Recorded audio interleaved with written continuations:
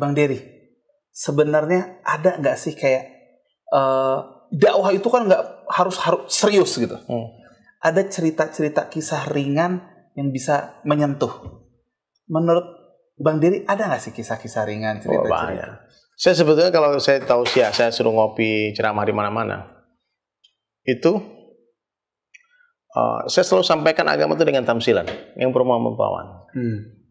Dan itu lebih mengena di hati orang yang mendengar. Kayak kemarin waktu seminggu yang lalu tuh saya lihat video di YouTube.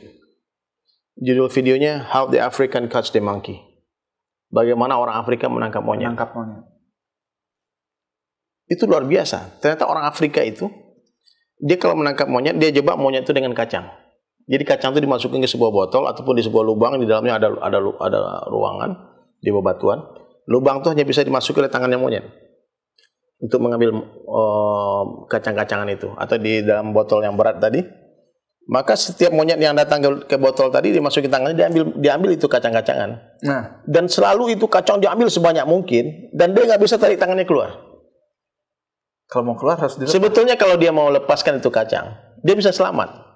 Tapi hampir semua monyet dia nggak mau berpisah dengan kacang itu.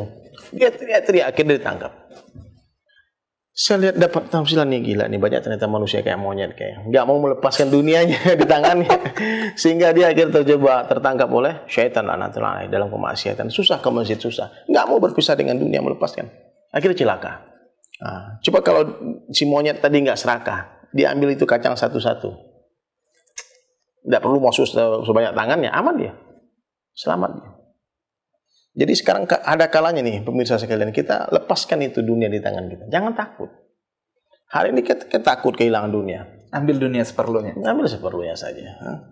Dunia ini, Masya Allah, kalau harta rezeki ya Allah telah tuliskan, tidak akan mati seorang manusia, kata Rasulullah SAW, sebelum Allah sempurnakan seluruh rezekinya. Jadi kalau ada nih, orang sudah dijatah sama Allah makan 5.000 liter beras selama hidupnya. Waktu itu dia sudah makan 4.999 liter. Dia naik pesawat. Jatuh itu pesawat. Wallahi ini orang nggak akan mati. Kenapa? Karena masih ada 1 liter beras yang belum dia makan. Karena kata Rasulullah SAW, tidak akan mati satu orang, dan Nabi tidak pernah berdusta. Sesungguhnya rezeki itu mengejar kalian seperti maut mengejar kalian. Makanya orang yang mengenal itu hakikat rezeki, dunia dan sebagainya, dia tidak akan khawatir. Dia tahu dunia itu akan datang. Kalau udah takdir tidak akan tertukar rezeki, jodoh, maut. Tapi bukan berarti nggak mau bekerja ya? Bukan, ya bekerja malas, tidak boleh juga. Dalam Islam dilarang meninggalkan asbab, tapi yakin kepada asbab syirik. Ya hati-hati nih pemirsa sekalian ya. Jangan salah paham. Dia bilang kan nggak usah kerja, kan rezeki sudah. Tidak boleh. Kita kan tidak tahu. Itu rahasia Allah. Iya. Perintah Allah kerja saja, tapi nggak ada hubungannya rezeki dengan pekerjaan, nggak ada hubungannya. Kalau ada hubungan rezeki dengan pekerjaan, maka orang yang kerja keras duitnya banyak. Iya.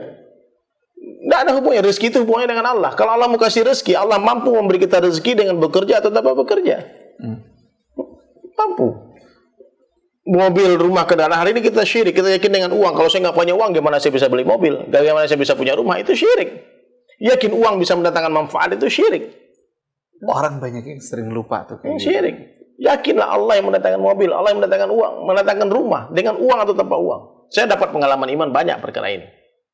Gak ada uang Allah kasih mobil, bisa. Apa yang susah bagi Allah? Hari ini orang yakin kalau saya nggak punya mobil, nggak punya rumah, nggak punya benda-benda, gimana saya bisa bahagia? Lupa dia yang membahagiakan itu Allah. Selain Allah tidak bisa membahagiakan. Allah mampu membahagiakan kita semua dengan rumah atau tanpa rumah, dengan mobil atau tanpa mobil, dengan kendaraan atau tanpa kendaraan, dengan benda-benda atau tanpa benda-benda, dengan jabatan atau tanpa jabatan. Nah, ini makna dari kalimat la ilaha illallah.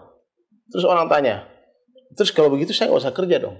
Nah, itu nggak boleh juga. La natrukal asbab, bukan meninggalkan asbab, walakin natruk al yakin alal asbab, tapi meninggalkan keyakinan kepada asbab. Kita kerja sungguh-sungguh, tapi yakin Allah yang ngasih rezeki. Kita berobat yang sungguh-sungguh, namun yakin Allah yang menyembuhkan, bukan obat yang menyembuhkan, bukan dokter yang menyembuhkan. Maka orang beriman kalau dia sakit, dia ingat Allah, dia istighfar, astagfirullah. Dia ingat Allah langsung. Karena waktu istighfar sembuh sakitnya. Subhanallah, maka ini penting nih. Ada 2 orang datang ke dokter dengan sakit yang sama. Dikasih obat yang sama. Satu sembuh, satu mati. Siapa yang menyembuhkan? Allah. Siapa yang matikan? Allah juga. Bukan dokter, bukan obat. Maka ini tauhidnya yang pertama. Orang yang kenal Allah dia pasti cinta sama Allah, dan orang yang kenal dunia dia pasti nggak cinta sama dunia.